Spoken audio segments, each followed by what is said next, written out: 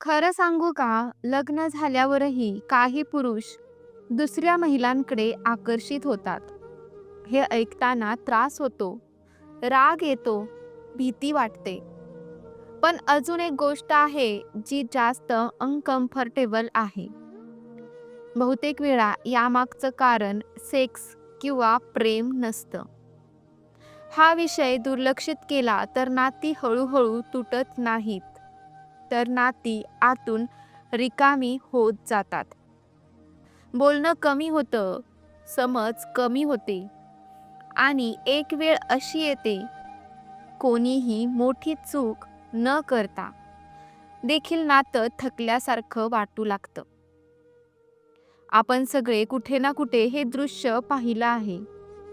एक विवाहित पुरुष आहे आणि त्याच्या घरचं सगळं काही ठीक दिसत आहे. कुठलंही भांडण नाही, कुठला मोठा प्रॉब्लेम नाही. तरीही तो फोनमध्ये जास्त वेळ घालवतो. कुणाच्या तरी मेसेजवर जास्त हसतो आणि घरात मात्र तो शांत असतो. हे अचानक होत नाही, तर हे रोजच्या छोट्या गोष्टींमधून तयार होत असतं. आता थेट मुद्द्यालाच येऊया. कारण जर आपण कारणं स्पष्टपणे समजून घेतली नाहीत, तर भावना फक्त गोंधळ वाढवतात. याच्यातील पहिलं कारण म्हणजे भावनिक ओळख कमी होणं. लग्नाच्या सुरुवातीला पुरुषाला "तू कसा आहेस?" असं कोणी विचारतं. त्याच्या विचारांना किंमत मिळते. हळूहळू त्याच्या जबाबदाऱ्या वाढतात, त्याच्या भूमिका ठरतात.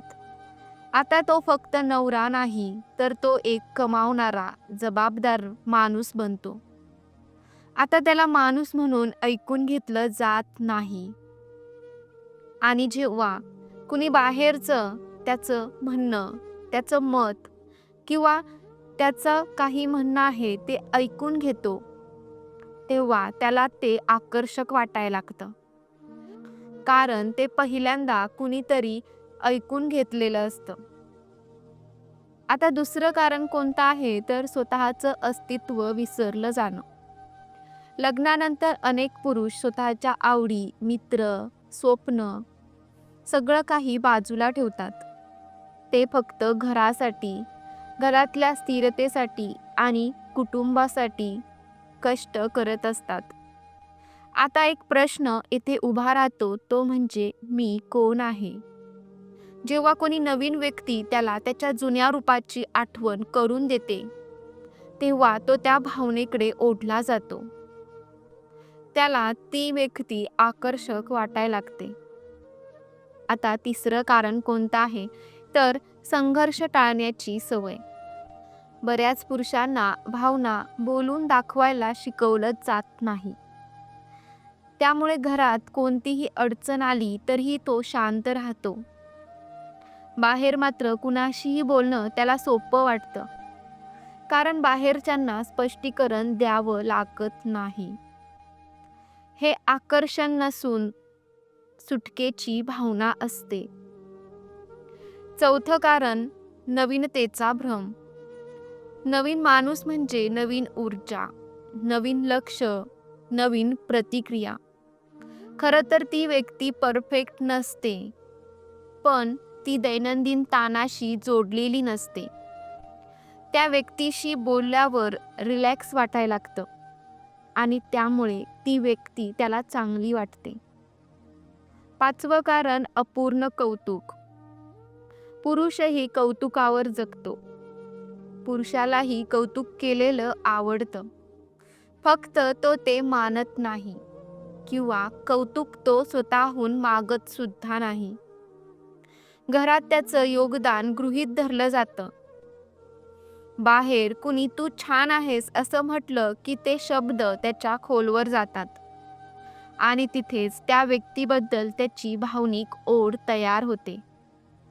कारण घरात त्याच्याशी असं कोणी कधीच बोललेलंच नसतं. कारण पुरुषाला नेहमीच गृहीत धरलं जातं. सहावं कारण आहे स्वतःशी प्रामाणिक नसणं. हा सगळ्यात कठीण मुद्दा आहे. कधी-कधी पुरुषाला कळतच नाही की तो नेमकं काय शोधतोय. त्याला हे नेहमी कळत असतं की काहीतरी कमी आहे आणि त्या रिकामपणेला नाव न देता तो चुकीच्या दिशेनं चालू लागतो. आता हे सगळं ऐकल्यावर एक गोष्ट स्पष्ट होते.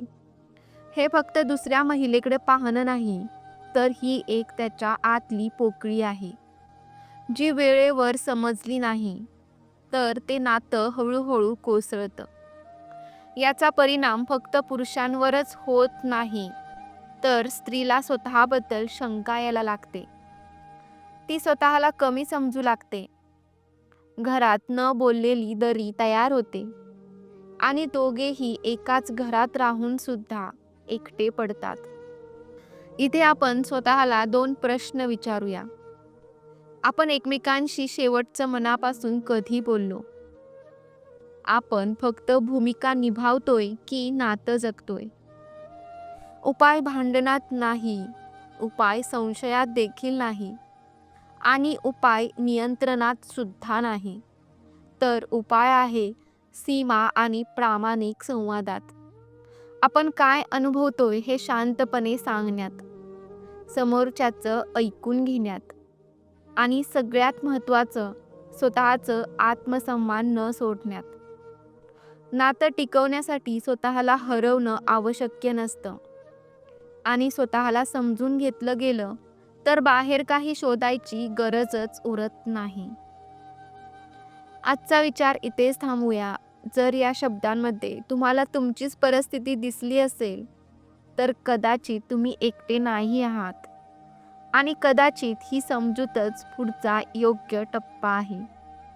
जर अशाच शांत, स्पष्ट आणि प्रामाणिक भावनिक विषयांवर बोलणं तुम्हाला उपयोगी वाटत असेल, तर हर्ट सेन्स स्टुडिओ तुमच्यासाठीच आहे. तुम्हाला हा व्हिडिओ कसा वाटला कमेंटमध्ये नक्की सांगा. व्हिडिओ आवडला असेल तर व्हिडिओला लाईक करायला विसरू नका. धन्यवाद.